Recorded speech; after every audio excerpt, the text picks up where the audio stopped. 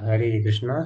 सभी को दंडवत प्रणाम। आप लोगों का श्री श्री भक्ति रसामृत सिंधु के पूर्व विभाग में स्वागत है। हम पढ़ रहे हैं पूर्व विभाग में सामान्य भक्ति अर्थात प्रथम लहरी। सामान्य भक्ति का अध्ययन करते करते हमने जो है उत्तमा भक्ति के 6 लक्षण जाने थे, यानी शुद्ध भक्ति के 6 लक्षण क्या होते हैं। उसमें हमने पढ़ा था सांद्रानंद विशेषात्मा। अभी हम पढ़ेंगे कि जो उत्तमा भक्ति है वह श्री कृष्णाकर्षिणी भी है, अर्थात श्री कृष्ण को भी आकर्षित करती। तो इसका आज हम अध्ययन करने वाले हैं। तो इसको देखते हैं। श्री कृष्णाकर्षिणी प्रेम भक्ति के द्वारा या के रहेगा के द्वारा श्री कृष्ण को आकर्षण करने का वर्णन करते हैं।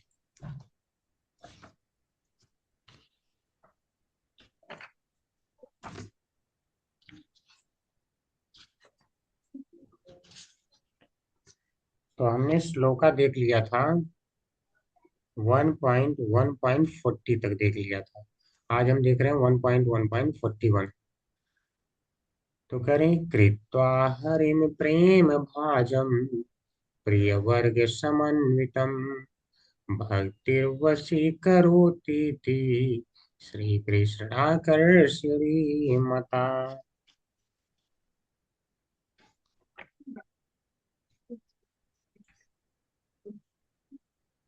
तो भक्ति श्री कृष्ण को आकर्षित करती है। तो यहाँ पे क्या कहा गया, जो भक्ति श्री हरि को प्रिय वर्ग के सहित प्रेम का पात्र बनाकर आकर्षण करके वशीभूत करती है, इसलिए यह भक्ति श्री कृष्णाकर्षणी कही जाती है। तो यहाँ पे कारिका बताए। एक उन्होंने अपना सिद्धांत दिया। कारिका क्या है? एक सिद्धांत है जो किसी श्लोक के रूप में प्रस्तुत करते हैं। तो जो ये सिद्धांत है, कह रहे हैं कि भक्ति की एक विशेषता है, जो व्यक्ति भक्ति करता है वह क्या बन जाता है? प्रेम का पात्र बन जाता है। अच्छा, मान लीजिए दूध का पात्र हो तो उसमें आप लोग क्या डालेंगे?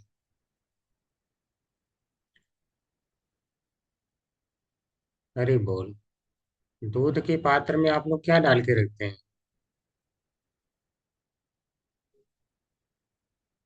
अनम्यूट नहीं हो पा रहे हैं। दूध डाल के। दूध डाल के दूध रखते हैं। डाल के रखते हैं। ये हरी बोल। तो अगर प्रेम का पात्र होगा तो उसमें प्रेम डालेंगे। तो जब आप भक्ति कर रहे हैं श्री कृष्ण की, तो आप उनके लिए प्रेम के पात्र हो गए हैं, अर्थात वह आपको क्या देंगे? अब प्रेम देंगे। आप एक पात्र हैं। तो जिसका पात्र हो गए हैं तो वह आपको चाहिए, आप प्रेम के पात्र हो गए। क्योंकि भक्ति क्या है? क्या सेवा है। सेवा यानी प्रेम होगा तभी तो सेवा करेंगे। अगर भगवान से प्रेम ही नहीं होगा तो सेवा क्यों करेंगे? तो भगवान ने कहा है, ये यथा माम प्रपद्यन्ते तांस तथैव भजामि। ठीक है, तो जो मुझे जितना मतलब प्रेम करता है तो वह उतना ही प्रेम प्रतिकार के रूप में मुझसे पाता है। तो यहाँ पे वही हो रहा है, जब कोई प्रेमा भक्ति करता है। श्री कृष्णाकर्षणी कौन सी भक्ति का लक्षण है? तो हम जानते हैं कि यह प्रेमा भक्ति का लक्षण है। जब प्रेमा भक्ति में पहुंचते हैं तभी श्री कृष्ण आकर्षित होते हैं, उसके पहले आकर्षित नहीं होते हैं। बाकी के 4 लक्षण तो दिखते हैं लेकिन श्री कृष्ण आकर्षित नहीं होते। तो कह रहे हैं वह व्यक्ति प्रेम का पात्र बन जाता है, यानी श्री कृष्ण वशीभूत हो जाते हैं, उस भक्ति के द्वारा आकर्षित हो जाते हैं, यानी उस व्यक्ति के वश में हो जाते हैं। दूसरा, केवल श्री कृष्ण ही नहीं आकर्षित होते हैं। कह रहे हैं जो श्री कृष्ण के प्रिय वर्ग हैं। श्री कृष्ण के सबसे प्रिय तो कौन है? श्री कृष्ण के सबसे ज्यादा प्रिय कौन है? अरे बोल। राधा रानी प्रभु जी। राधा रानी। राधा रानी प्रभु जी। आज पता नहीं क्यों आप लोग जब बोल रहे हैं तो साउंड, इको साउंड बहुत आ रहा है। पता नहीं क्यों ऐसा हो रहा है। तो राधा रानी है, तो यानी राधा रानी भी आकर्षित होती हैं, और भगवान के प्रिय वर्ग है, भगवान के जो उच्च कोटि के भक्त हैं वह भी हैं, अर्थात जो उच्च कोटि के भक्त हैं वह भी उस भक्त की ओर आकर्षित होते हैं। यह भाव है। समझ गए हैं? अगर इतना ही है, कृष्ण को आकर्षित भक्ति तो करती ही है, लेकिन साथ में जो उनके प्रिय वर्ग हैं, श्री कृष्ण के प्रिय वर्ग हैं, राधा रानी, और जो उच्च कोटि के भक्त हैं वह सारे के सारे लोग आकर्षित हो जाते हैं। यह इस सिद्धांत में ये कह रहे हैं। इसी को अब शास्त्रों के आधार पे सिद्ध करेंगे। कारिका इन्होंने कह दिया। क्या कह रहे हैं? भक्तिम, जो भक्ति है, हरिम, श्री हरि को, प्रिय वर्ग समन्वितम, यानी प्रिय वर्ग के सहित, यानी राधा रानी और भक्तों के सहित, प्रेम वाजम, प्रेम का पात्र, कृत्वा यानी बना करके, यानी ये वह भक्त क्या बन जाता है? प्रेम का पात्र बन जाता है इन सभी के लिए। तो वशी करोति थी, वशी करोति, आकर्षण करके वशीभूत करती है, यानी भक्त को भी आकर्षित करती है भक्ति, और भगवान कृष्ण को भी।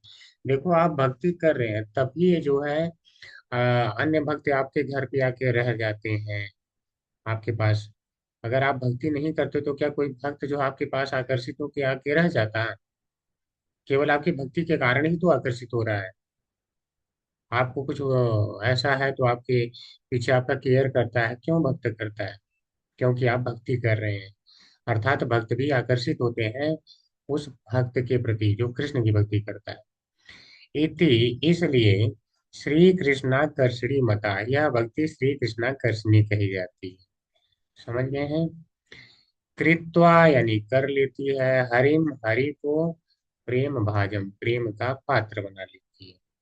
किसके सहित? प्रिय वर्ग समन्वितम, जो हरि के प्रिय वर्ग हैं वो भी प्रेम भाजम बन जाते हैं, प्रेम के पात्र। भक्तिर्वशी करोति, भक्ति के द्वारा ही वह लोग वशीभूत हो जाते हैं।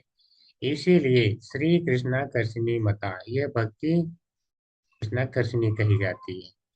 तो कृत्वा हरिम प्रेम भाजम, प्रिय वर्ग समन्वितम, भक्तिर्वशी करोति, श्री कृष्णाकर्षणी मता। तो अब शास्त्र में इसको सिद्ध किया जाएगा। पहले इसका व्याख्या देख लीजिए, दुर्गम संगमनी व्याख्या।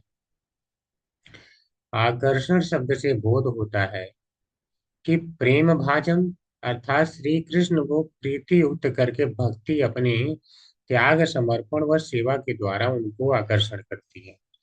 अब देखिए, भगवान प्रीति युक्त क्यों हो जाते हैं? प्रीति युक्त यानी प्रेम के द्वारा जुड़ जाना।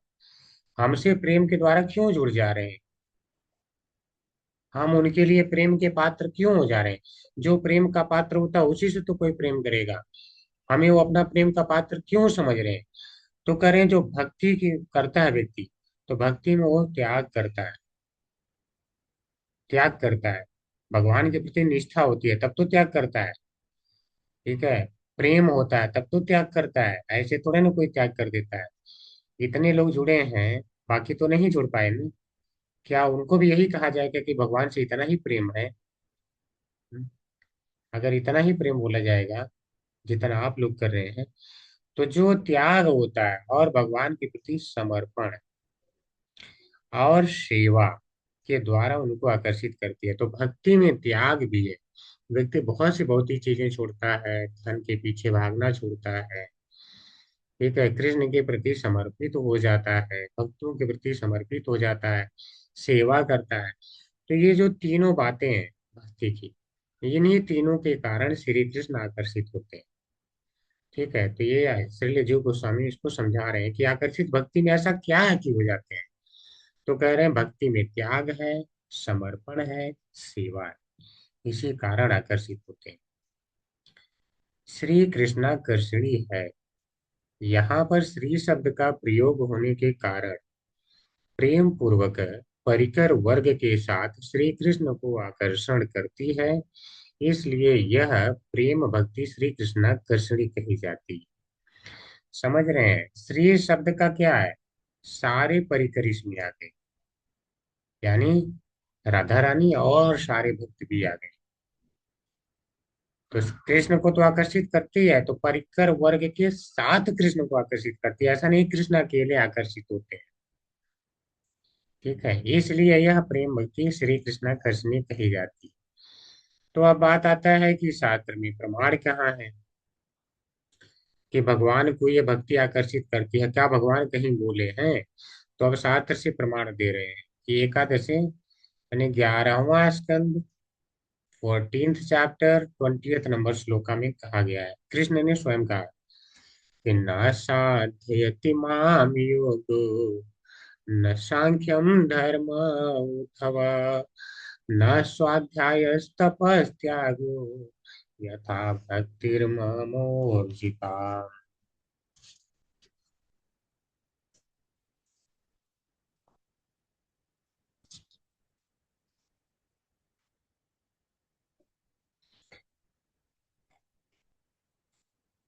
कह रहे हैं हे उद्धव, तो भगवान किससे कह रहे हैं 11वें स्कंद में? उद्धव से, श्री कृष्ण करें हे उद्धव, योग साधन, ज्ञान विज्ञान, धर्मानुष्ठान, जप पाठ और तप त्याग मुझे प्राप्त कराने में उतने समर्थ नहीं है जितनी दिनों दिन बढ़ने वाली अनन्य प्रेममयी मेरी भक्ति मुझको प्राप्त कराती। तो कृष्ण ही कह रहे हैं ना, उद्धवा हे उद्धव, योग यानी जो योग साधन, मतलब चाहे कोई योग कर ले, खूब योग करे, और न सांख्यम यानी ज्ञान विज्ञान, सांख्य धर्म, ज्ञान सांख्य धर्म का कितना भी सांख्य योग का पालन कर ले, खूब विवेचना कर ले, देखो ये तत्व ऐसे नहीं है तो ये तत्व भगवान नहीं है, पूरा कितना ही कर ले। धर्म, धर्मानुष्ठान यानी कुछ कर्मकांड भी चाहे कितना भी करते, कर्म योग इत्यादि, ठीक है, कर्मकांड। न स्वाध्याय, और स्वाध्याय का अर्थ है पूरा जो है अध्ययन शास्त्रों का करे। अच्छा, यहाँ स्वाध्याय कहने से ये मत समझिएगा कि भक्ति प्रतिपादक शास्त्रों को कहा गया है। स्वाध्याय करने से जो मना किया गया है वह जो शुष्क तर्क देने वाले शास्त्र हैं, यानी निर्विशेषवादी शास्त्र, उनको ही कहा गया है। हम लोग तो भक्ति प्रतिपादक शास्त्र तो पढ़ ही रहे हैं ना, भक्ति रसामृत सिंधु पढ़ रहे हैं, भागवतम पढ़ रहे हैं, गीता पढ़ते हैं, ठीक है, चैतन्य चैतामृत पढ़ते हैं, प्रभुपाद जी की बुक्स पढ़ते हैं। तो जो ये भक्ति को बढ़ाने वाले शास्त्र है, इनकी बात नहीं कही है, इनको तो कहा गया है कि करिए, ये भक्ति का साधन है, ठीक है, लेकिन जो शुष्क तर्क वितर्क करते हैं उसको मना किया गया है। तप यानी तप, चाहे कोई कितना तप कर ले, त्याग है चाहे त्याग करे, माम मुझे प्राप्त कराने में न साधयति उतनी समर्थ नहीं। अच्छा, ये कहा जाए कि इसने इस चीज को साध लिया है, मतलब क्या है कि उस चीज को प्राप्त कर लिया है। तो साधयत का अर्थ है प्राप्त कराना। तो करे ये साधन, भगवान करे ये मुझे प्राप्त कराने में समर्थ नहीं। कोई कितना योग कर ले, सांख्य धर्म कर ले, ये कर्मकांड कर ले, स्वाध्याय कर ले, त्याग कर ले, त्याग लोग सोचते हैं ना मैं बहुत सारा दान कर लूंगा तो हो जाएंगे भगवान प्राप्त, भगवान करे नहीं हो सकते। कुछ लोग कहते हैं कि यहाँ क्यों भक्ति करो, घर छोड़ के चले जाओ, जाके जो है हिमालय में रहो, ऐसा भी कहते हैं। तो भगवान क्या करें, वो भी मुझे नहीं भाता है। यथा, जितनी, ऊर्जिता दिनों दिन, ऊर्जा जानते हैं, बढ़ने वाला, ऊर्जिता दिनों दिन बढ़ने वाली मम भक्ति, अनन्य प्रेममयी भक्ति मुझको प्राप्त कराती है। तो कह रहे हैं जो जिसके दिनों दिन बढ़ने वाली भक्ति है वह मुझे आकर्षित करती है, ऊर्जिता यानी मुझे अपनी ओर खींच लेती है, समझ रहे हैं? और ऊर्जिता का अर्थ वशीभूत करना भी है, यानी वह भक्ति मुझे वशीभूत कर लेती है भक्ति के द्वारा ही। इसका मतलब जो है, अगर कोई कहे कि योग है, सांख्य है, कर्म कांड इत्यादि है, सांख्य धर्म, स्वाध्याय इत्यादि, तप है, ये सब धीरे धीरे हम करेंगे तो भगवान की तरफ बढ़ेंगे, तो भगवान करे नहीं, ये सब मुझे उतने आकर्षित करते ही नहीं। यानी भगवान सोचते हैं चलो कुछ तो कर रहा है, ऐसा सोचते हैं। न साधयति माम योगो, माम मुझको, योगो न साधयति, योग नहीं प्राप्त करा पाता है। न सांख्यम धर्म, न तो सांख्य न धर्म यानी कर्मकांड, न ये उद्धव, ये सब मुझे कोई नहीं प्राप्त करा पाएंगे। न स्वाध्याय न तपः न त्याग, न तो त्याग ही। यथा जिस प्रकार से भक्ति में मोड़ लिखता है, जिस प्रकार भक्ति मुझे आकर्षित कर लेती है। तो यहाँ पे भगवान ने ही कह दिया भक्ति मुझे आकर्षित करती है, तो अब तो मानना पड़ेगा ना भक्ति आकर्षित करती है। तो दुर्गम संगम ने टीका, यद्यपि योगादि साधन के प्रतिपक्ष रूप में भक्ति का साधनत्व ही कथित हुआ है, और इस ग्रंथ में कथित है, अग्रतो वक्ष्यमाणायास्त्रिधा भक्तिरनुक्रमात् विशेषाद्भिर्पदैरेतन्माहात्म्यं परिकीर्तितम्। ये तो आगे आएगा, अभी पता नहीं क्यों लिख दिया है, समझ नहीं आ रहा। ये आगे आएगा, ठीक है,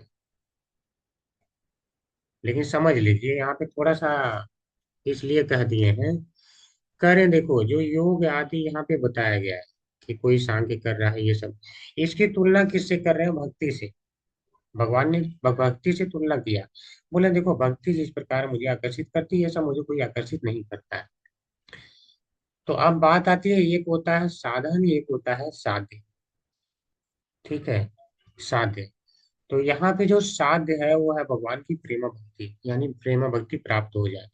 तो प्रेमा भक्ति को क्या ये सारे साधन पर प्राप्त करा पाएंगे? तो कह रहे हैं नहीं, इनका वर्णन तो हुआ है लेकिन ये नहीं करा पाएंगे। प्रेमा भक्ति को प्राप्त कराना है तो भक्ति ही प्राप्त कराएगा, यानी साधन भक्ति प्राप्त कराएगा। तो साधन हमने क्या अपनाया? भक्ति। प्राप्त क्या हुआ? प्रेम भक्ति यानी प्रेमा भक्ति। तो यहाँ पे जो प्राप्त करना है, ठीक है, जो प्राप्त करना है उसको प्राप्त, वो है प्रेमा भक्ति। और जिसके द्वारा प्राप्त किया जा रहा है वो है साधन, यानी दोनों भक्ति है। तो भक्ति के द्वारा भक्ति को प्राप्त किया जा सकता है। और जैसे भक्ति प्राप्त हो गई, कृष्ण आकर्षित हो जाएंगे। यानी करें, योग के द्वारा नहीं कर सकते हो, जो इतने साधन बताएंगे उनके द्वारा नहीं कर सकते। और आगे बताया जाएगा क्या? आगे ग्रंथ में क्रमवार वर्णित होने वाली त्रिविध भक्ति यानी साधन भक्ति, भाव भक्ति व प्रेम भक्ति का महात्म्य दो दो करके कुल 6 पदों द्वारा कीर्तित हुआ है। तो आगे जब चलेंगे तो साधन भक्ति, अभी तो हमने क्या है कि सामान्य भक्ति पढ़ रहे हैं, अब सामान्य भक्ति समाप्त होने वाला है, लास्ट पेज चल रहा है। तो साधन भक्ति जो है, और भाव भक्ति और प्रेम भक्ति बताया जाएगा। कि भक्ति 3 प्रकार की होती है, यहाँ पे थोड़ा थोड़ा तीनों को बता दिया गया, इसीलिए इसे कहा गया सामान्य भक्ति, यानी सामान्य विवरण सभी का थोड़ा थोड़ा करें। बाद में इनका दो दो करके सारे का महात्म्य अच्छे से बताया जाए। ठीक है, साधन भक्ति के जो 2 गुण होते हैं, क्लेश अग्नि शुभदा, ये अच्छे से विवेचना इस साधन भक्ति का किया जाएगा।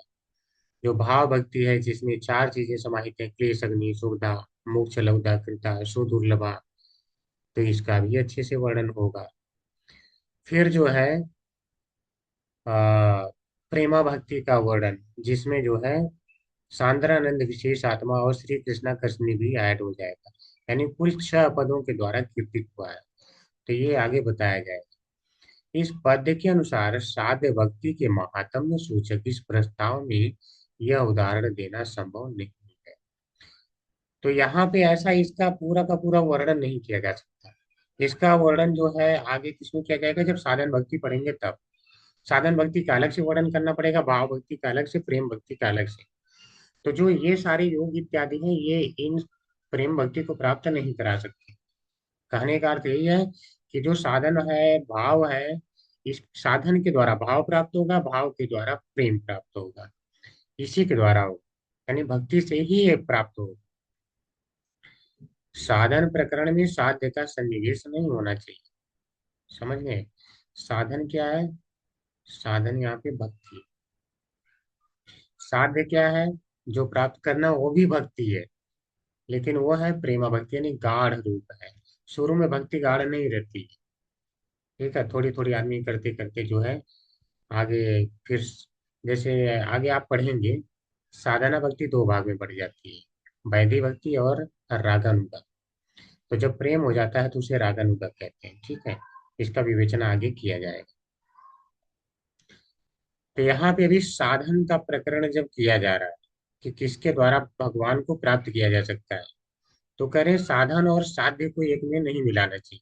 साध्य यानी साधन भक्ति और प्रेम भक्ति सब एक में नहीं मिक्स कर सकते, अलग अलग से वर्णन इनका करना पड़ेगा।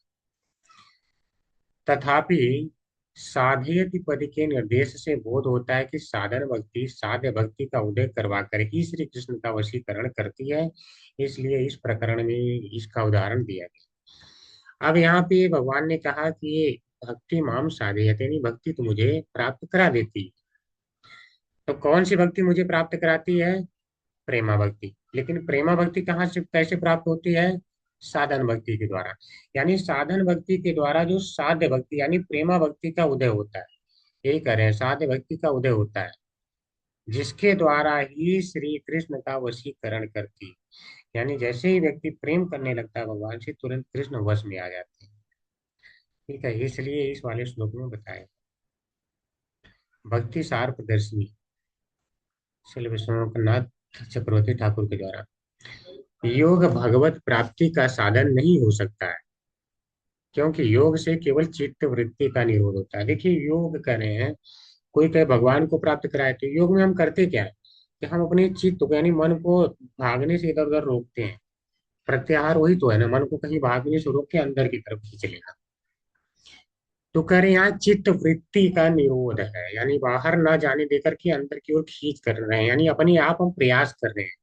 लेकिन जब हम भक्ति करते हैं तब क्या होता है? तब कृष्ण प्रयास करते हैं हमारे मन को कंट्रोल करने।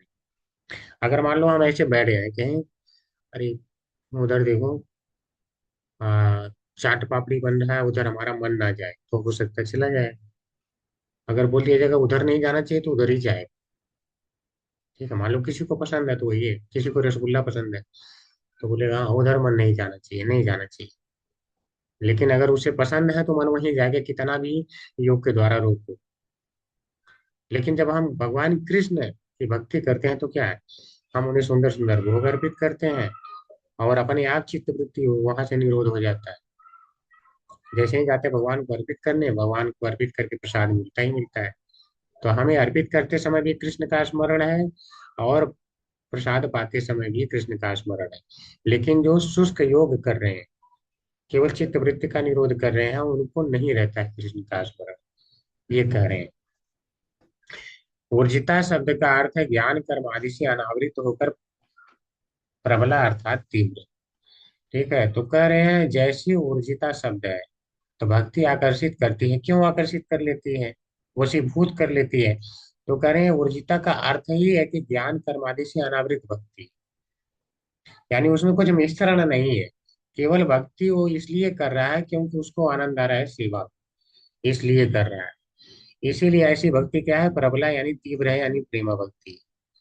ठीक है,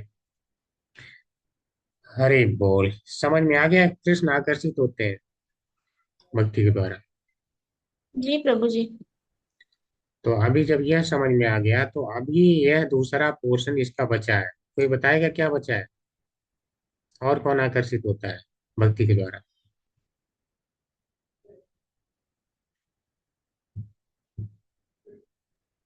प्रभु जी उनके पारिकर का भी आते जी, हैं। उनके परिकर आकर्षित होते हैं, तो यह अभी बचा हुआ है। अब हम इस वाले श्लोक में ये दिखाएंगे, हम नहीं, इसलिए रूप गोस्वामी दिखाएंगे, सिद्ध करेंगे कि उनके भक्त भी आकर्षित हो जाते हैं। ठीक है, केवल कृष्ण ही नहीं होते, भक्त भी होते हैं। तो ये है, मैं थोड़ा सा बता दूं कहाँ से प्रकरण लिए हैं संक्षिप्त में। नारद जी आते हैं युधिष्ठिर महाराज से मिलने, समझ रहे हैं? तो मिलने आते हैं, तो अब नारद जी हैं भगवान के महान भक्त, युधिष्ठिर महाराज भी महान भक्त हैं। अब देखिए, भक्तों का एक लक्षण होता है कि भक्त जो है अपने आप को कभी महान नहीं कहता है। वो कितना भी बड़ा भक्त हो जाए, वो महान अपने आप को कहता ही नहीं। वही मानता, मैं तो बड़ा तुच्छ सेवक हूँ भगवान का, मेरे से तो बड़े बड़े भक्त पड़े हैं, मैं कैसे कुछ कह सकता हूँ। तो जब ये गए तो प्रहलाद महाराज की खूब बड़ाई कर रहे हैं युधिष्ठिर महाराज। कह रहे हैं देखो प्रहलाद महाराज कितने अच्छे हैं, भगवान उनके लिए आए। देखो खूब बड़ाई इत्यादि उनकी कर रहे हैं। तो बहुत सौभाग्यशाली हैं। तो उस समय जो है नारद मुनि क्या कहते हैं, बोलते हैं कि अगर मैं कहूँ तो आप बहुत महान भक्त हैं।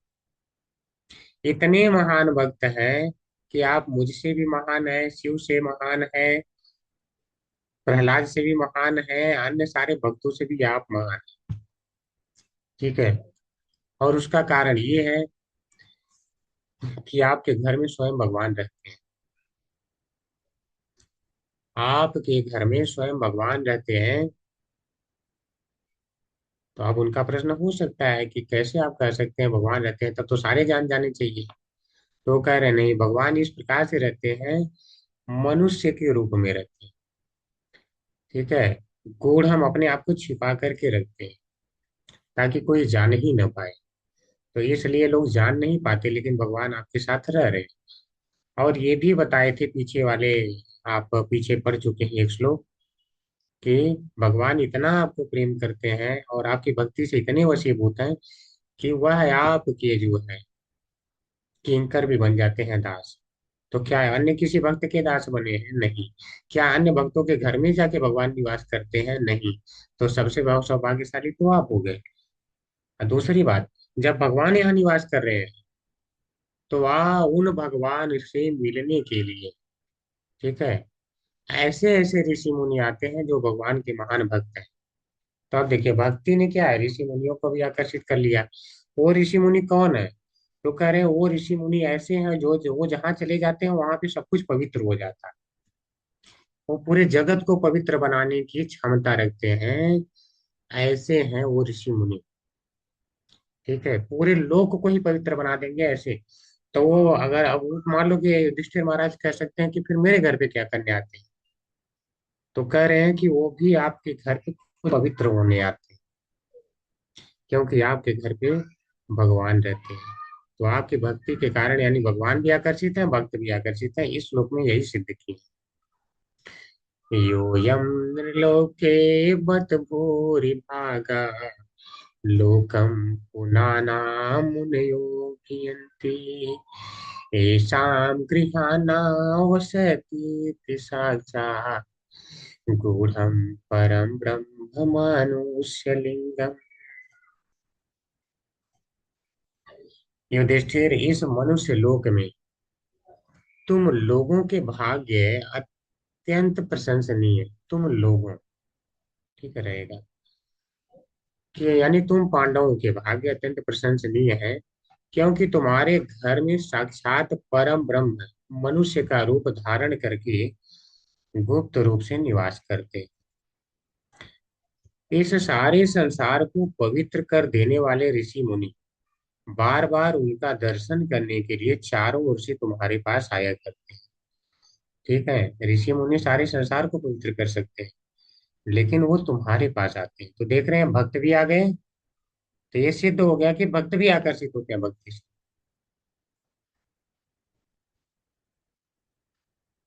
बत, आश्चर्य की बात है। जहाँ आश्चर्य करना होता है वहां पे कहते हैं बत।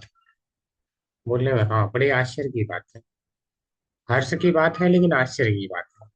आश्चर्य प्रदर्शित करने के लिए बत का प्रयोग करते हैं। नृलोके, मनुष्य लोक में, यूयम, आप लोग बुरी भागा बहुत भाग्यवान है। कह रहे हैं मनुष्य लोक में देखा जाए तो आप लोग बहुत बुरी भागा है, भाग्यवान है। क्योंकि लोकम यानी संसार को पुनाना अर्थात पवित्र करने वाले मुनिया, यानी जो मुनि सारे संसार को पवित्र कर सकते हैं, वे मुनि लोग अब यंति तुम्हारे पास आते हैं। ठीक है। क्यों आते हैं? तो करे ये शाम, जिन तुम्हारे गृहान घर में गूढ़म यानी छिपे रूप से, साक्षात यानी भगवान श्री कृष्ण जो परम ब्रह्म भगवान कृष्ण मनुष्य लिंगम मनुष्य का रूप धारण करके आवस अवसत इति निवास करते हैं। क्योंकि जो कृष्ण है तुम्हारे घर में, जो स्वयं परम ब्रह्म है, साक्षात परम ब्रह्म है, वो निवास करते हैं मनुष्य रूप में, इसलिए आते हैं उनके लिए। यूयम लोग के बद भूरि भागा, तुम लोग इस संसार में बहुत भाग्यशाली हो। लोकम पुनाना, जो लोक को भी पवित्र कर सकते हैं, ऐसे मुनियों भी अंती, तुम्हारे घर पे तो ऐसे मुनि आया करते हैं। क्योंकि परम ब्रह्म, जो परम ब्रह्म है, साक्षात है, यानी जो श्री कृष्ण है, ये शाम, जो तुम्हारे घरों में गृहान आवश्यक थे, घर में निवास करते हैं। गूढ़म, रहस्यमय तरीके से। क्या रहस्यमय है? मनुष्य लिंगम लिंगम, यानी मनुष्य का रूप बना के रह रहे हैं, ताकि लोग जान भी न पाए। तो इसलिए भाग्यशाली तुम लोग। दुर्गम संगमनी, प्रिय वर्ग के साथ श्री कृष्ण वशीकरण कारिणी भक्ति के प्रथम उदाहरण से चित्त संतुष्ट न होने के कारण दूसरा उदाहरण प्रस्तुत करते हैं, यूयम इति। यूयम इति का अर्थ है ये वाला श्लोक जो ऊपर कहा गया। तो कह रहे हैं, जब कृष्ण पहले तो उन्होंने कारिका में क्या कहा, कृष्ण को भी आकर्षित करती है, प्रिय वर्ग को भी। लेकिन जो उदाहरण दिया वहां पे भगवान कृष्ण ने कहा कि न माम साधयत योगो न सांख्यम धर्म योधव न स्वाध्याय तपस त्यागो यथा भक्तिर्ममोर्जिता। तो वहां पे तो केवल कृष्ण कह रहे हैं, अर्थात मुझे आकर्षित कर रही है, तो प्रिय वर्ग तो आए नहीं। तो कह रहे हैं उन्हीं प्रिय वर्ग को सम्मिलित करने के लिए ये वाला उदाहरण दिए। भक्ति सार प्रदर्शनी, अहो प्रहलाद का भाग्य कैसा है। ये कौन कह रहा है प्रहलाद का भाग्य कैसा है? कौन कह रहा है? युधिष्ठिर महाराज ने करे थे। परीक्षित महाराज, नारद जी से। उन्होंने भगवान को देखा है, हम सब भाग्यहीन हैं। इस प्रकार शोकाकुल राजा युधिष्ठिर के प्रति श्री नारद कह रहे हैं। अब नारद जी क्या कह रहे हैं? आप सब प्रहलाद से, प्रहलाद के गुरु मुझसे एवं अन्य सब भक्तों से भी, और यदुगुरु से भी, वशिष्ठ मरीचि कश्यप आदि ऋषियों से भी, ब्रह्मा और रुद्र से भी बहुत सौभाग्यवान। कह रहे हैं आप लोग सबसे ज्यादा सौभाग्यवान। इस प्रकार श्री नारद कहते हैं, आप सब जीवों के मध्य में, लोगों के मध्य में सबसे ज्यादा भाग्यशाली। समझ रहे हैं? कह रहे हैं आप लोग सबसे ज्यादा भाग्यशाली। आप लोगों के घर में सब लोगों को दर्शन देकर पवित्र करने वाले मुनिगण अपने को सब प्रकार से पवित्र करने के लिए आते रहते हैं। करें आप लोग तो इतने धन्य हो गए हैं कि जो ऋषि मुनि हर जगह जहाँ चले जाए वो जगह पवित्र हो जाए।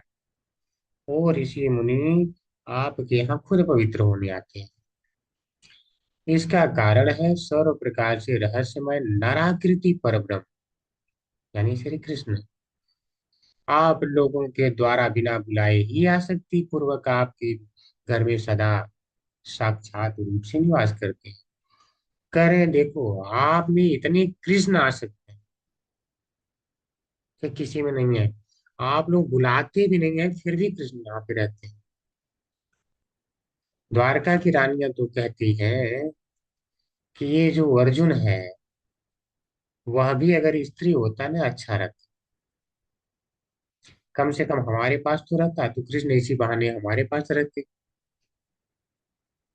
उसको इतना प्रेम करते हैं कि कृष्ण चले ही जाते हैं बार बार हस्तिनापुर।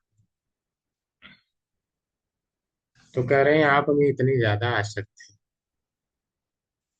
प्रहलाद आदि के घरों में नराकृति पर ब्रह्म नहीं रहते हैं, न ही उनको देखने के लिए जगत पवित्र करने वाले मुनिगण भी आते रहते हैं। यही कहने का तात्पर्य है। ठीक है। अग्रतो वक्ष्यमाणाया स्त्रिधा भक्तेरनुक्रमात् दिशा षड्भिर्पदैरे तन्माहात्म्यं परिकीर्तितम्। मैंने कहा था ना ये श्लोक आगे आएगा। आगे ग्रंथ में आप देखिए, ये सामान्य भक्ति समाप्त होने वाली है, ठीक है, इसीलिए अब क्लोज कर रहे हैं। आगे ग्रंथ में यानी इसी भक्ति रसामृत सिंधु में क्रमवार वर्णित होने वाली त्रिविध भक्ति, यानी तीनों भक्ति, साधन भक्ति, भाव भक्ति व प्रेम भक्ति का महात्म्य में दो दो करके कुछ पदों के द्वारा कीर्तित हुआ है। तो ये सब होगा आगे। ठीक है। अग्रता है यानी आगे ग्रंथ में, यानी इसी ग्रंथ में। अनुक्रमात यानी क्रमवार, क्रम से वर्णित होगा, पहले साधन फिर भाव फिर प्रेम। वक्ष्यमाणा यानी वर्णित होने वाली, त्रिधा त्रिविध भक्ति यानी भक्ति अर्थात साधन भाव प्रेम। तो एतत् यह महात्म्य, महात्म्य द्विशा दो दो करके सभी पद है, कुल 6 पदों के द्वारा परिकीर्तित हुआ है। आसान है।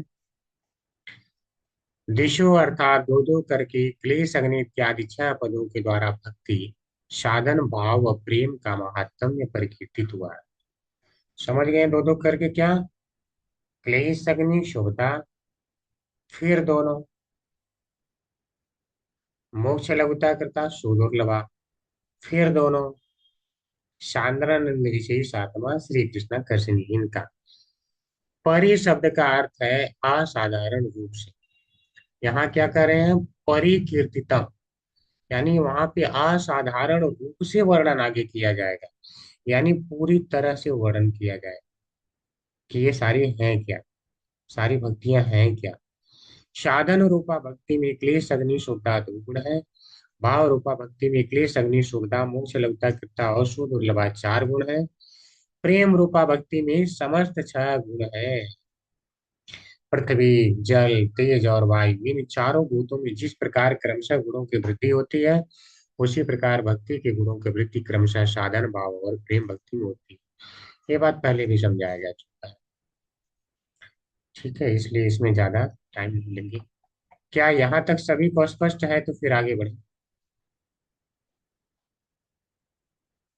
भक्ति कृष्ण जी को सर। आकर्षित करती है और भक्तों को भी आकर्षित कर लेती है। यहाँ तक हो गया स्पष्ट? जी प्रभु जी। ठीक है, फिर आगे बढ़े।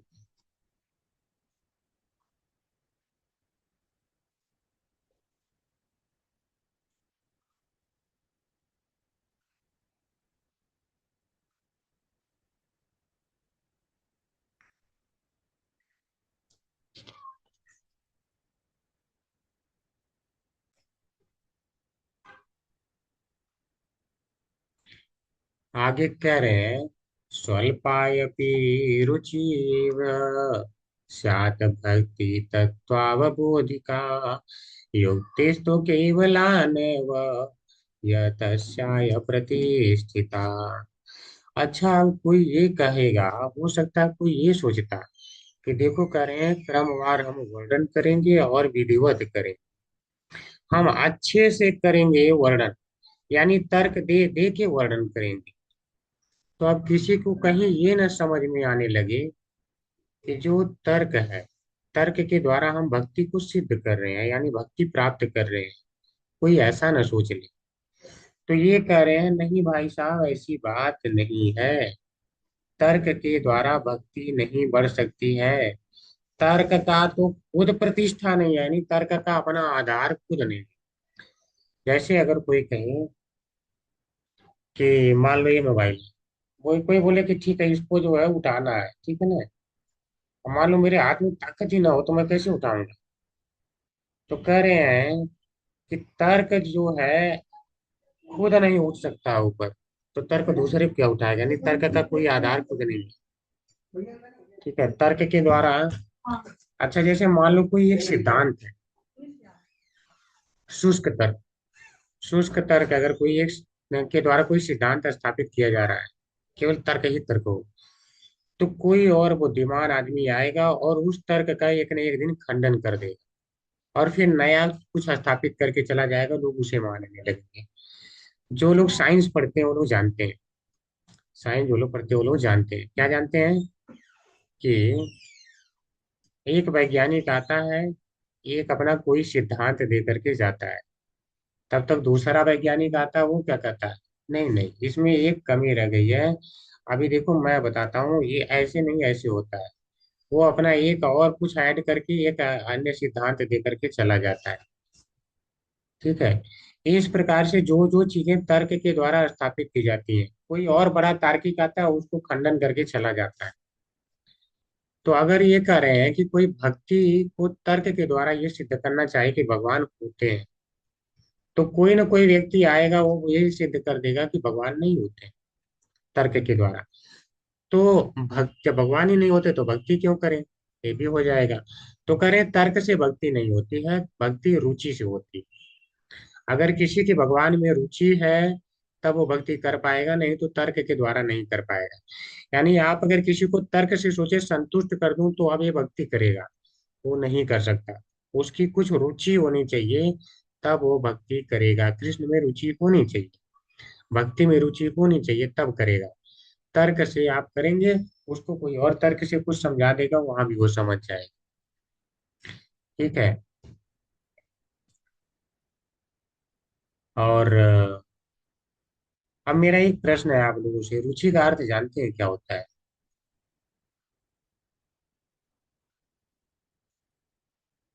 जी प्रभु जी। क्या होता है रुचि का अर्थ?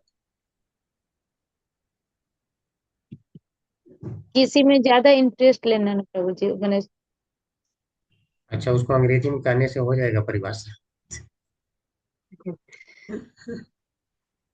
मैंने भगवान के प्रति ज्यादा लगाव प्रभु जी। हाँ, और कुछ कोई?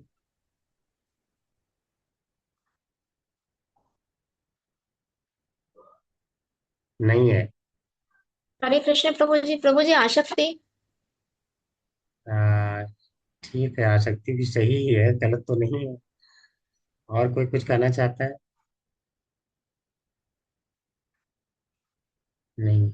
अब देखिए, जो रुचि है, हम इतना अध्ययन कर रहे हैं, हमें ही नहीं पता कि रुचि क्या है। अब बिना रुचि के भक्ति होगी नहीं। ठीक है, भक्ति होगी नहीं। तो जो बिल्कुल ही नहीं पढ़ रहा है, जो सुन ही नहीं रहा, उसको क्या पता है? ठीक है। अब चलिए पढ़ते हैं और ध्यान से सुनिए, आपको इसी में उत्तर मिलने वाला है, रुचि क्या है। हाँ, स्वल्पायपि रुचिरेव स्यात् भक्ता भक्ति तत्त्वावबोधिका युक्तिस्तु केवला नैव यतस्याः प्रतिष्ठिता। थोड़ी सी रुचि ही भक्ति तत्व का बोध कराने वाली होती है। यहाँ पे बात हो रही है भाव भक्ति या प्रेमा भक्ति की। अगर आपकी थोड़ी से थोड़ा भी अगर भाव है भगवान के प्रति, ठीक है, उस समय की बात हो रही है। तो जो आपकी रुचि है, वो थोड़ी सी अगर रुचि है भगवान में, प्रेम भक्ति वाली रुचि या भाव भक्ति वाली रुचि, तो वह क्या है, आपको भक्ति तत्व का बोध करा देगी। तो भक्ति में थोड़ी रुचि तो होनी चाहिए। किसी की बिल्कुल रुचि ही नहीं है, तो आप उसे कितना समझा लें, उसे भक्ति तत्व का बोध ही नहीं होगा कि भक्ति क्या है। और जिस तत्व का बोध नहीं होगा तो उसमें, यानी ज्ञान नहीं होगा, तो उसमें भला उसको इंटरेस्ट क्यों आएगा? देख रहे हैं भक्ति रसामृत सिंधु कितना गुण है। अगर उस बंदे को भक्ति तत्व का कुछ ज्ञान ही नहीं हो पाएगा तो भक्ति करेगा ही क्यों? तो थोड़ी सी रुचि होनी चाहिए। केवला युक्ति से बोध नहीं होता, यानी केवला युक्ति यानी केवल तर्क द्वारा, केवल तर्क द्वारा भक्ति को नहीं जाना जा सकता। क्योंकि यह केवला युक्ति अप्रतिष्ठा है, अप्रतिष्ठिता है। यानी इसकी कोई प्रतिष्ठा ही नहीं, आधार ही नहीं। ठीक है, केवल युक्ति का, केवल तर्क का कोई आधार नहीं होता। अब जैसे मैं कहूँ केवला तर्क क्या होता है, शुष्क तर्क क्या होता है, समझिए। अब कोई कहेगा कि भाई साहब आप माला जप रहे हैं, तो आप कहेंगे हाँ जी हम माला जप रहे हैं। आप क्या कर रहे हैं? राम राम कर रहे हैं। हाँ, राम राम कर रहे हैं, ठीक है। तो वो उसका आप शुष्क तर्क देखिए। तर्क ऐसे ये कहेगा, देखो, आम आम कहने से आम आ जाता है क्या? आप कहेंगे नहीं। तो वो कहेगा तो फिर राम राम कहने से राम कैसे आ जाएगा? देख रहे हैं तर्क? तर्क समझ रहे हैं क्या है उसका? जब आम आम कहने से आम नहीं आ सकता, तो राम राम कहने से राम कैसे आएंगे? ठीक है। अगर राम राम कहने से राम आ सकते हैं तो आम आम कहने से आम भी आ जाना चाहिए। तो फिर आम जाके क्यों तोड़ना पड़ता है? बताइए भाई साहब। ये है शुष्क तर्क, ये शास्त्र आधारित तर्क नहीं है। क्या है, शुष्क तर्क है। अब जो इसी पे अड़ा रहेगा, नहीं जब हम कहीं से हम नहीं आता तो राम राम से राम कैसे आएंगे, वो कहेगा हाँ यार बात तो सही कह रहा है, मैं भक्ति क्यों करूं, ये तो बिल्कुल सही कह रहा है, मैं क्यों भक्ति करूं। ठीक है। अब जैसे किसी ने तर्क किया और उनके चाल में मेरा भाई फंस गया, तो अब कुछ ये होता है ना कुतर्की, एक कुछ आजकल एक मीम मीम टाइप कुछ चलता है, मीम या भीम टाइप कुछ चलता है, ठीक है। तो उसमें किसी ने कमेंट किया, एक वीडियो शेयर किया था कि क्या था, हाँ, लक्ष्मण जी के लिए भगवान ने जड़ी बूटी मंगाई और बाकी सैनिकों के लिए क्यों नहीं मंगाया, फिर लक्ष्मण जी को भी मर जाने देते, वो भी भेदभाव कर रहे हैं। अब वह फिर मेरा भाई मेरे पास भेज दिया, ऐसे ऐसे तीन चार वीडियो भेज दिया, शॉर्ट क्लिप्स। तो मैं जनरली जो है देखता नहीं हूँ, इतना मेरे पास टाइम नहीं रहता कि मैं शॉर्ट क्लिप्स या ये सब देख। ठीक है। और भाई ने भेजा था तो मैं सोचा चलो अच्छा थोड़ा देख लेता हूँ कई दिन से क्या क्या भेजे जा रहा है। देखा तो सारी उल्टी उल्टी बातें भेजे जा रहा है। फिर मैं उसको मैसेज केवल किया कि अरे किसके चक्कर में फंस गए हो, किसके चक्कर में फंस गए हो, वो तो सब ऐसे अज्ञानी है, तुम उनके चक्कर में कहाँ फंस गए। तो बोला बात तो सही कह रहे हैं। तब मैं समझ गया अब ये जो है मैसेज से नहीं समझेगा, फिर उसको बात किया मैंने, करीब करीब 1 घंटे समझाया, 1 घंटे समझाया तब जाकर के उसको थोड़ा समझ में आया कि हाँ ये एक प्रश्न का उत्तर देने में करीब 1 घंटा लग गया उसको समझने में। ठीक है। तो बड़ी मुश्किल से समझ में आया। अंततः उसे बताया कि जो है लक्ष्मण राम जी के लक्ष्मण जी क्या थे, लक्ष्मण जी केवल मूर्छित थे, उनकी सांस चल रही थी, और जो भी आज भी मूर्छित है सांस चल रही है तो उसको हॉस्पिटल ले जाते हैं, फिर हॉस्पिटल वाला जो जैसा करता है डॉक्टर वो कर लेता है। तो ये भी जब सांस चल रही थी तो इनको ले जाया गया वैद्य के पास, तो वैद्य ने बताया ये करना है तो वो किया गया, सीधी सी बात है। नियम यही है, आज भी वही फॉलो करिए। बाकी जो मर चुके थे तो मर चुके हैं, तो अब दवा से नहीं तो ठीक हो सकते, तो भगवान की कृपा से ठीक हो सकते हैं। तो मेरा आप लोगों से प्रश्न है, जो मर गए थे उनका क्या हुआ था, जो इनके शनि मरे थे, किसी को पता है?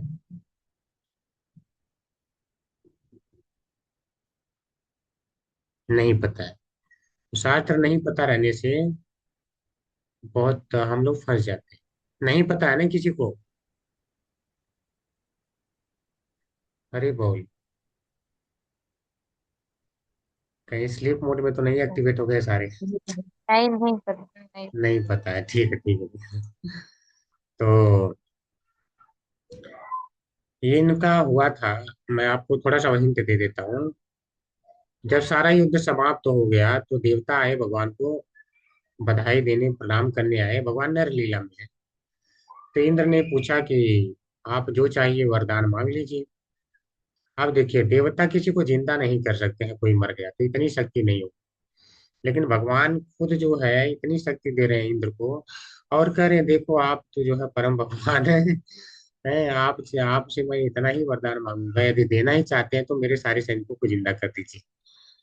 ठीक है। तो सारे सैनिक को इंद्र बोलते हैं तथास्तु, और सारे सैनिक जिंदा हो जाते। देखते हैं किसी को खरोच तक नहीं है आई, ये हाल हो गया। तो वहां पे क्या, भगवान ने अपनी कृपा से सबको जिंदा कर दिया, भगवान ने अपनी कृपा से सबको जिंदा कर दिया, माध्यम बनाया इंद्र। तो वहां पे दवा की आवश्यकता नहीं थी, मर ही गया जब तो दवा कुछ नहीं कर सकता, आप भगवान कुछ कर सकते हैं। और जब तक नहीं मरा है तब तक हॉस्पिटल में लेके जाइए, जैसा बताता वो करिए। इतना सा चीज समझाने में उसको 1 घंटा लग गया। समझ रहे हैं? तो वो है केवला युक्ति, केवला युक्ति यानी कुतर्क है। तो जो केवला युक्ति होती है, तर्क से भक्ति को नहीं सिद्ध किया जा सकता, भक्ति तत्व का बोध नहीं हो सकता, इसमें रुचि होनी चाहिए। ठीक है। अब उसको एक अभी तो ऐसे ऐसे उसने प्रश्न कर रहे थे अजीब अजीब, आप लोग को सुन के हंसी आए। बोल रहा है क्यों मंदिर बनाया जा रहा है, क्यों उसमें भगवान की मूर्ति लगाई जा रही है, क्यों लगाई जा रही है, तो मूर्ति क्यों लगाई जा रही है? फिर मैं कहा लगाई जा रही है? अरे भगवान है, लोग प्रेम करते हैं तो लगाते हैं, प्रेम करते हैं इसीलिए तो लगा के रख रहे हैं ना, उनकी पूजा कर रहे हैं। बोल रहे हैं कि पत्थर क्यों क्यों पूजना है? तो उसको मैं समझा पत्थर नहीं है भाई, वो भगवान है। तो बोला नहीं वो तो पत्थर है। मैं बोला हम तो पत्थर, मैं वही बताया, मैं तो हम तो पत्थर पे चलते हैं, पत्थर पहाड़ है, हम तो उसको नहीं जाते पूजने, हम तो उस पे चढ़ते हैं, वहां से पत्थर तोड़ तोड़ के लाते हैं। ठीक है, उसे घर कंक्रीट बनाते हैं, घर बनाते हैं, रोड बनाते हैं, पत्थर पे तो हम चल रहे हैं। वहां जो भगवान है उनकी, बोला नहीं है तो पत्थर ही। अब उसको मैंने थोड़ा कड़वे भाषा में समझाया। मैं कहा तुम्हारी बीवी बच्चे हैं, है ना? जब है मान लो तुम्हारी बीवी ही है, अब और कड़वा थोड़ा आ जाए, उसका कोई फोटो निकाल ले, तो है तो पेपर, अब फोटो निकाल दे, अब फिर उस पे अगर पेशाब करे तुम्हें कैसा लगेगा आप बताओ? तब उसको बड़ा मिर्ची लगने लगा। मैं कहा खराब लग रहा है ना, लग रहा है ना खराब? अब वो फोटो नहीं है भाई साहब, वो आपकी पत्नी है, फोटो नहीं है। कोई बदतमीजी करेगा उसके साथ तो हाथ उखाड़ के फेंक देंगे, ठीक है? कोई बदतमीजी किया तो उसको तोड़ के जो है ना फेंक दिया जाएगा, तो नहीं चलेगा ना बदतमीजी। तो अब वो फोटो कागज नहीं, अब वो कागज नहीं रहा। इसी प्रकार से जब हमारे भगवान है, हमको उनसे प्रेम है, तो हमने उनसे उनकी मूर्त उभार लिया, तो हमारे लिए वो भगवान है। अब वो पत्थर नहीं है, पत्थर नहीं है वो। ठीक है, अंतर ये है कि तुम्हारा अभी भी वहां से अभी भी नहीं निकल सकता फोटो से, लेकिन यहाँ पत्थर से भगवान निकल सकते हैं। प्रहलाद महाराज के टाइम में खंभे से निकल गए, तो भगवान में इतनी शक्ति। तो वो पत्थर नहीं है, प्रतिमा नहीं, तुम ही साक्षात ब्रजेंद्र नंदन। तो ये केवला तर्क है, वो पत्थर है, ये केवला तर्क। खंभे से आ सकते हैं ये शास्त्र कहता है। जब शास्त्र कह रहा है वो खंभे से आ सकते हैं, तो तुम कौन होते हो कहने वाले जो मूर्ति से नहीं आ सकती? कौन होती वाले कहने वाले? तो यह है केवला युक्ति। तो केवला युक्ति से भक्ति का ज्ञान नहीं होता है। आकर्षण होगा, रुचि होगा तब ज्ञान होगा। रुचि होगा तो आपको उत्तर भी आएंगे, आपको ज्ञान होगा। भगवान कहते हैं ज्ञान दीपेन भास्वता, उसके हृदय में ज्ञान का दीपक मैं जलाता हूँ। आपकी रुचि है तो सारा काम तो भगवान करने की जिम्मेदारी ले रहे हैं, सारा काम। तो रुचि होना चाहिए, केवला युक्ति से भक्ति नहीं होनी चाहिए। केवला युक्ति की, वो तर्क देखो किया, मैंने भी तर्क के द्वारा उसे परास्त कर दिया। तो बोला नहीं आप लोग इतना पढ़ चुके हैं ना, तो इसलिए ऐसा कह रहे हैं, हम नहीं पढ़े। मैं बोला नहीं पढ़े हो तो किसी की बात सुनो भी मत ना, जो पढ़ा है उसकी बात सुनो। उसकी बात सुनो। तो तर्क का कोई और आएगा, तर्क का खंडन करेगा, मेरे से बड़ा विद्वान आएगा मेरा खंडन कर देगा, फिर उसका कोई और खंडन कर देगा। इसलिए खंडन होता ही रहेगा, भक्ति कभी नहीं हो पाएगी। इसलिए भक्ति के लिए केवल कृष्ण में रुचि चाहिए और कुछ नहीं चाहिए। ठीक है, प्रहलाद महाराज को कौन सा बहुत बड़ा ज्ञान था? ध्रुव महाराज को कौन सा बहुत बड़ा ज्ञान था? रुचि ही तो थी कृष्ण में, विश्वास था। रुचि का दूसरा नाम विश्वास भी। दुर्गम संगमनी टीका, यहाँ पर बहिर्मुख जनों के प्रति कहते हैं किंचित त्याग। ये जो श्लोक है, किंच का अर्थ हो गया, ये पूरा श्लोक को कह रहा है, ठीक है? तो ये वाला श्लोक बहिर्मुख के लिए कहा गया है। जो बहिर्मुख है यानी भगवान से प्रेम ही नहीं, भक्ति तत्व ज्ञान के लिए थोड़ी सी भी यदि रुचि होती है तो इस भक्ति तत्व का बोध होगा। समझ रहे हैं? ये लाइन समझ रहे हैं कितनी इंपॉर्टेंट है? भक्ति तत्व के ज्ञान के लिए थोड़ी सी भी यदि रुचि होती है तो इस भक्ति तत्व का बोध होगा। थोड़ी सी रुचि होनी चाहिए। केवला युक्ति के द्वारा भक्ति तत्व का बोध नहीं होगा, क्योंकि केवला युक्ति अस्थिर होती है, यानी इसकी कोई प्रतिष्ठा ही नहीं है, अस्थिर है। कोई भी आएगा हिला के चला जाएगा इसे। ठीक है, यहाँ पर रुचि शब्द का अभिप्राय है पूर्व जन्म के संस्कार से। यदि श्रीमद् भागवत आदि भक्ति तत्व प्रतिपादक शास्त्रों में उत्तम ज्ञान होता है तो वही ज्ञान भक्ति तत्व जानने के लिए उपयुक्त है। आप देखिए मैंने जो प्रश्न पूछा था वो आगे उत्तर क्या कह रहे हैं? रुचि शब्द का अभिप्राय है पूर्व जन्म के संस्कार से। पूर्व जन्म का आपका ऐसा यदि संस्कार है कि आपको श्रीमद् भागवत में उत्तम का ज्ञान है कि ये तो उत्तम है, श्रीमद् भगवत गीता में यह ज्ञान है कि ये शास्त्र उत्तम है।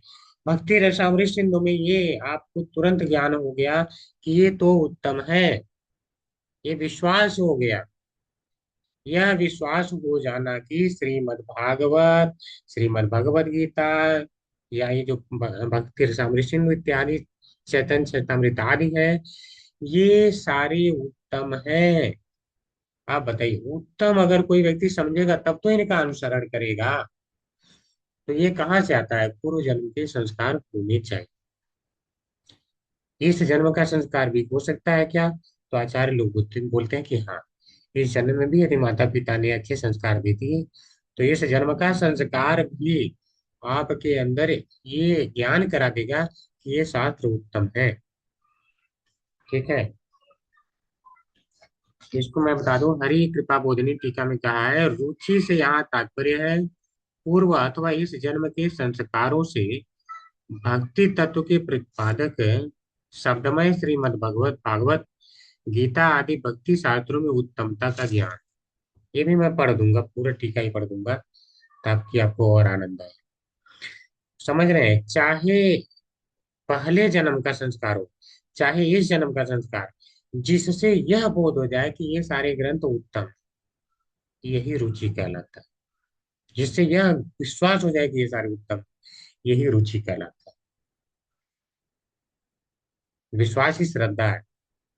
ठीक है, विश्वास ही श्रद्धा है, क्योंकि वह ज्ञान श्रीमद् भागवत आदि। अच्छा, मैं पूछ लेता हूँ आप लोगों को समझ में आया कि नहीं? क्योंकि वह ज्ञान श्रीमद् भागवत आदि ग्रंथों के शब्दों में श्रद्धा उत्पन्न कराता है। तो जब यह ज्ञान होगा कि ये उत्तम है, इसका मतलब श्रद्धा है। ठीक है, तो पूर्व जन्म का ज्ञान या इस जन्म का वो संस्कार ये ज्ञान करा देता है कि ये शास्त्र उत्तम है। ठीक है, ये इसी कारण से उसकी श्रद्धा हो जाती है शास्त्रों में। तो क्या है रुचि? हरे कृष्णा, रुचि क्या है?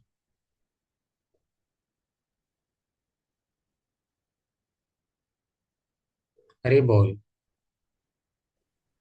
हरे कृष्ण प्रभु जी।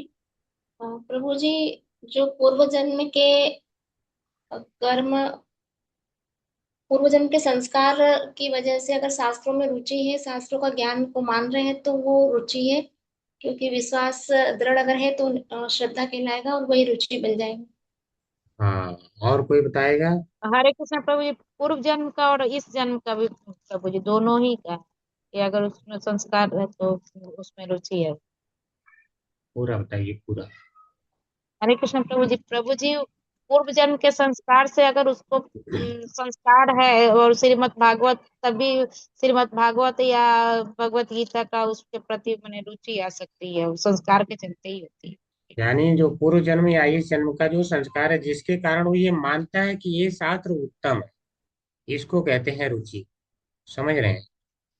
अगर किसी को हम उत्तम मानते हैं तभी तो उसमें रुचि लेते हैं। हाँ, किसी को मान लो कोई स्त्री अच्छी लग रही है, पुरुष अच्छा लग रहा है, उसको उत्तम मानते हैं तब तो अच्छा लगता है, तब तो रुचि आती है। तो जब ये जिस पूर्व जन्म या इस जन्म के संस्कार है जिससे ये पता चल जाए कि ये शास्त्र उत्तम है, उसको कहते हैं रुचि। केवल शुष्क तर्क के द्वारा श्रद्धा नहीं होती है, किंतु रुचि सहित ज्ञान, युक्ति से ही भक्ति तत्व का बोध होता है। तो अब अगर कोई कहे कि क्या रुचि हमें लेनी ही नहीं है, तो कह रहे हैं नहीं, रुचि नहीं। क्या तर्क की आवश्यकता है ही नहीं भक्ति में? तो कह रहे हैं नहीं, भक्ति में भी, क्लास ओवर है क्या? कह रहे हैं भक्ति में भी युक्ति यानी तर्क की आवश्यकता है। भक्ति में तर्क की आवश्यकता है, लेकिन साथ में आपकी रुचि होनी चाहिए। अगर रुचि है तब तर्क लगाइए, तब आपको वास्तव में भक्ति का ज्ञान होगा। और उत्तम भक्त का लक्षण बताते हैं कि उत्तम भक्त किसे कहते हैं। वो रुचि लेता है और साथ में तर्क भी करता है, लेकिन कौन सा तर्क? जो शास्त्र में कहे गए हैं। आम आम वाला तर्क नहीं करता है, वो शास्त्र में नहीं। शास्त्र युक्तौ च निपुणा सर्वथा दृढ़ निश्चय प्रौढ़ श्रद्धाय अधिकारी यह स भक्ताव उत्तमो मत। शास्त्र युक्तौ च निपुणा सर्वथा दृढ़ निश्चय प्रौढ़ श्रद्धो अधिकारी यह स भक्ताव उत्तमो मत। जो शास्त्र कथित अर्थ के प्रतिपादन करने में एवं शास्त्रानुगत अनुकूल युक्ति के द्वारा संगत अर्थ को स्थिर करने में प्रवीण है। उपास्य विचार में एवं पुरुषार्थ विचार में जो दृढ़ निश्चय है एवं जागतिक समस्त सुख समृद्धि को भगवत भक्ति सुख साम्राज्य की तुलना में तुच्छ जानकर प्रौढ़ श्रद्धावान है, वह भक्ति का उत्तम अधिकारी। कुछ ज्यादा हो गया टूज है, ज्यादा कठिन हो गया। देखिए, कह रहे हैं शास्त्र युक्त च निपुण, यानी जो व्यक्ति शास्त्र और युक्ति में निपुण है। शास्त्र युक्त और युक्ति यानी तर्क में निपुण है। शास्त्र में निपुण का अर्थ क्या कर रहे हैं कि शास्त्रानुगत, यानी जो शास्त्र कथित अर्थ के प्रतिपादन करने में निपुण है। में निपुण का अर्थ क्या है? जो शास्त्र में कहा गया वह उसको उसी रूप में बता दे कि भाई देखो, शास्त्र का कथित अर्थ ये है, कहा गया अर्थ ये है। अभी तक आप जो समझ रहे हो गलत समझ रहे हैं, तो उसको कहेंगे शास्त्र में निपुण। युक्ति में निपुण क्या है? एवं शास्त्रानुगत अनुकूल युक्ति के द्वारा संगत अर्थ को स्थिर करने में प्रवीण है। अब उसके अनुसार, जैसे मान लो कि कहीं दो बातें कही जाती है, एक श्लोक में तो उसका कुछ अर्थ और निकलता है, दूसरे अर्थ में श्लोक में लगता है कुछ अर्थ और आ रहा है। ठीक है, जैसे भगवान ने मान लो भगवत गीता में कहीं कहा है क्या, जैसे मान लो परमात्मा का ज्ञान दिया, तो उन्होंने क्या कहा, यतः प्रवृत्तिर्भूतानां येन सर्वम् इदं ततम् स्वकर्मणा तमेअभ्युचर सिद्धिं विन्दति मानव। यतः प्रवृत्तिर्भूतानां, जिससे सारे प्राणियों की उत्पत्ति होती है। अब ऐसे क्या लग रहा है, भगवान कह रहे हैं कि जिससे होती है, इसका मतलब ये भगवान से नहीं होती, किसी और से होती है। ठीक है, ऐसा हमें लग रहा है कि नहीं? अब वही भगवान एक जगह कहे, मत्तः सर्वम प्रवर्तते। ठीक है, अहम सर्वस्व प्रभवम मत्तः सर्वम प्रवर्तते। ठीक है, तो मुझसे ही सब कुछ उत्पन्न होता है। तो अब यहाँ पे ये कहना पड़ेगा, युक्ति क्या कहती है, अब दोनों को मिला के सिद्ध करिए कि देखो, भगवान ही कह रहे हैं जिससे सब कुछ उत्पन्न होता है, भगवान ही कह रहे हैं मुझसे सब कुछ उत्पन्न होता है। तो इसका मतलब यहाँ जिसको कह रहे हैं, जिसको समर्पण करने के लिए, वह अपने आप को ही कर रहे हैं, यानी मेरे ही प्रति समर्पण पर कह रहे हैं।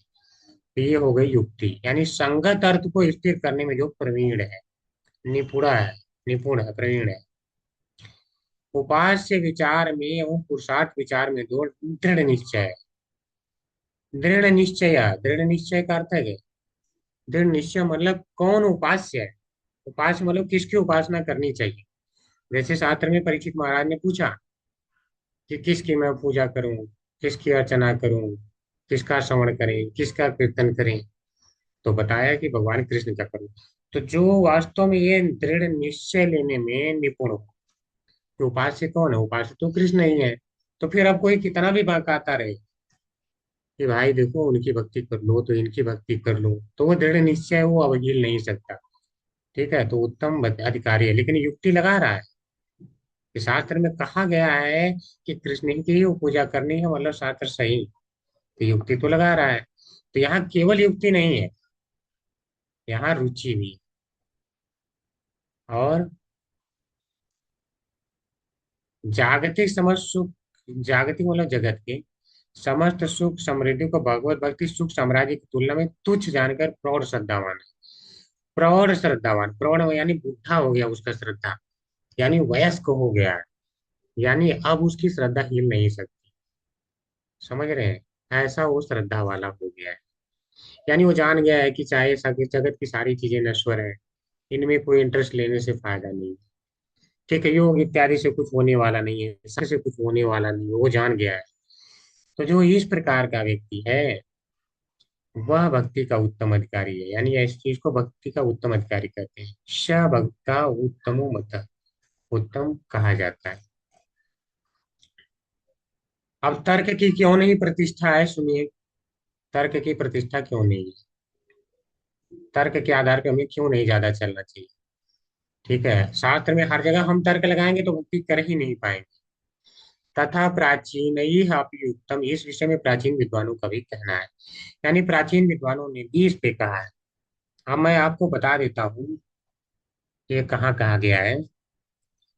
आ, ये वास्तव में ये किसी शास्त्र में नहीं कहा गया है।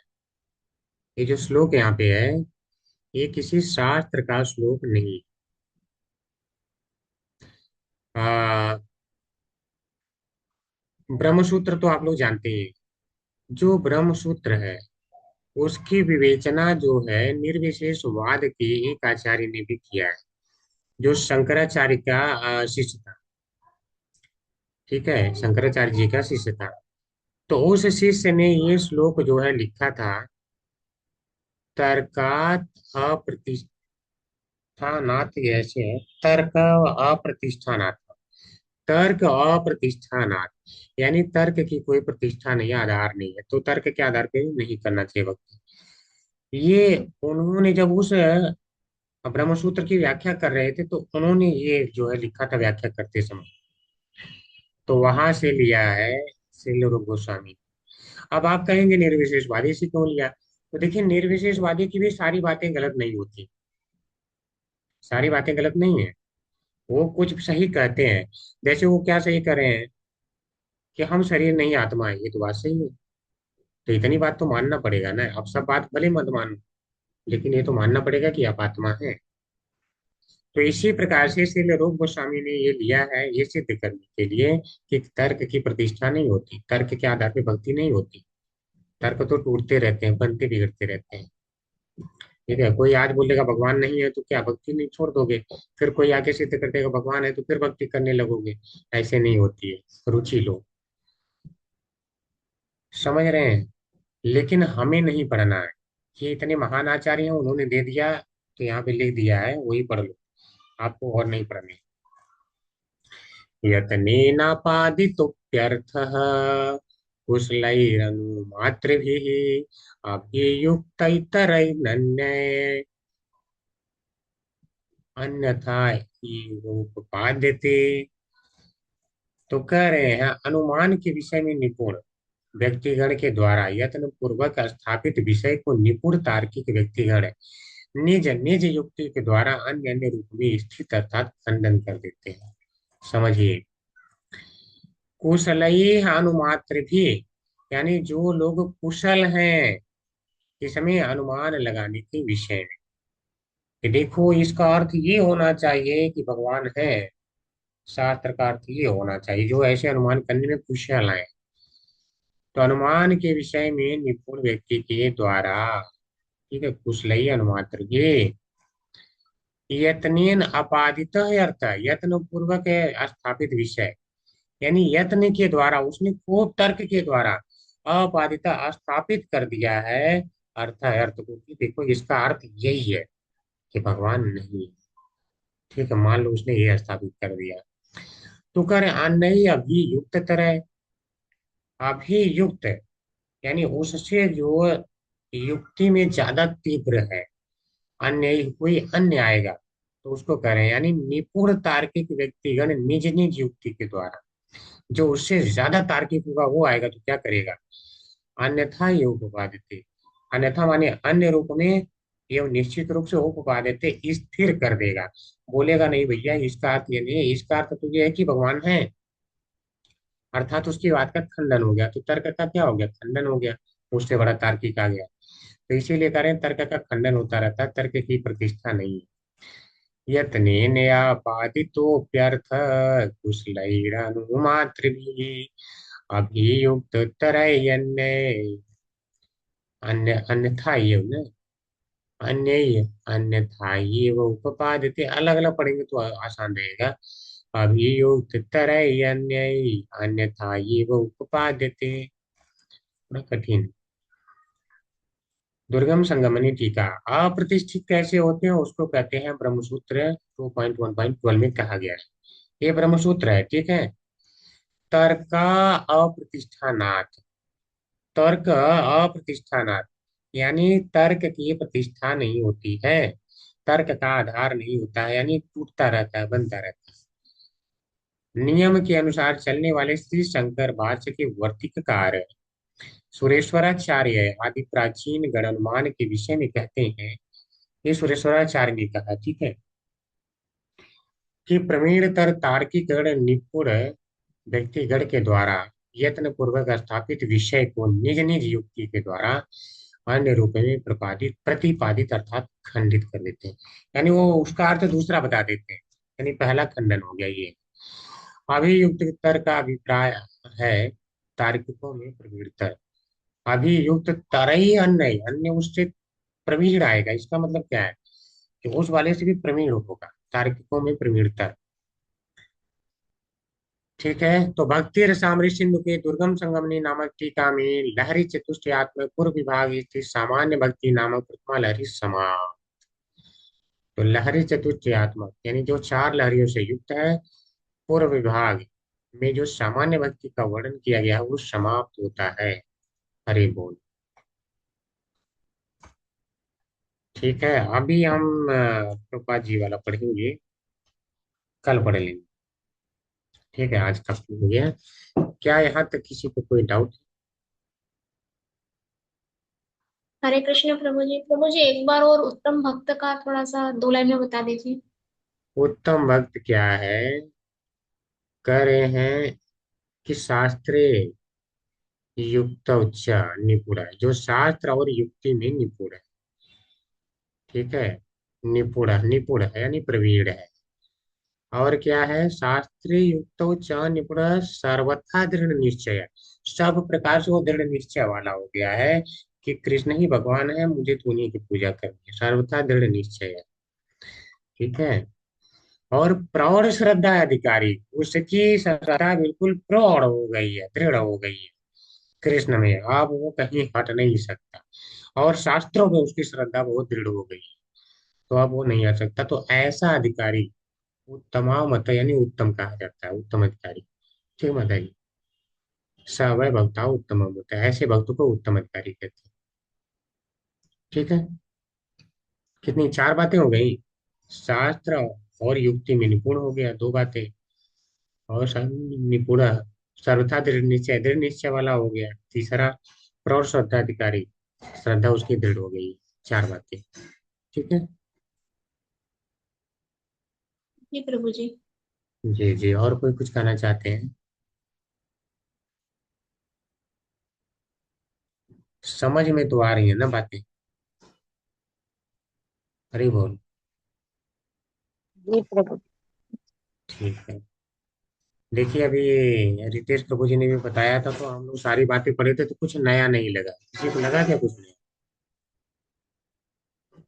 नहीं प्रभु जी। कुछ नया नहीं लगा, बिल्कुल सब कुछ तो वही था जो हम लोग पढ़े थे यहाँ। ठीक है। उससे बल्कि कम ही पढ़ा है, ज्यादा तो नहीं पढ़ा, हम लोग ज्यादा ही पढ़ के गए थे। ठीक है। तो कुछ ऐसा पॉइंट बाहर का एक भी पॉइंट नहीं नजर आया कि जो हमें नोट करना पड़ा हो। ठीक है। तो आचार्य लोगों ने इतना बता दिया है कि अच्छे से पढ़ेंगे तो कुछ बचेगा ही। कल हम इसको समाप्त करके और कल ही आगे बढ़ेंगे साधन भक्ति। ठीक है।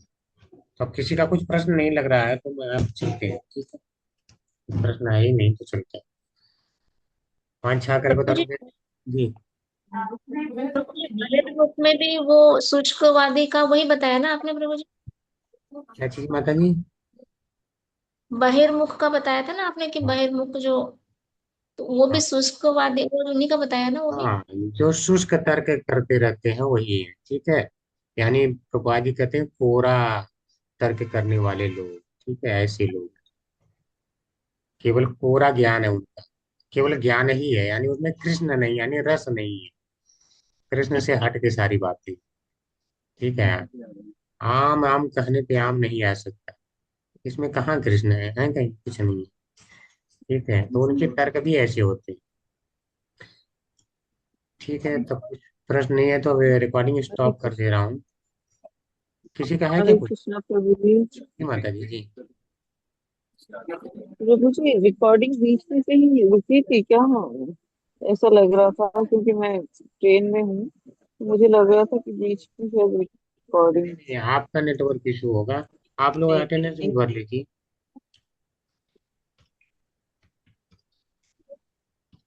नेटवर्क इशू होगा माता जी।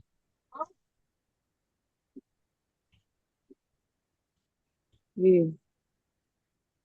प्रभु जी recording हैं। माता जी आपके यहाँ ज्यादा नेटवर्क इशू है, अच्छे से आवाज नहीं आ पा रही। ठीक है। प्रभु जी गोविंद जी जा गए थे, अभी लौट रहे हैं। अच्छा अच्छा जी।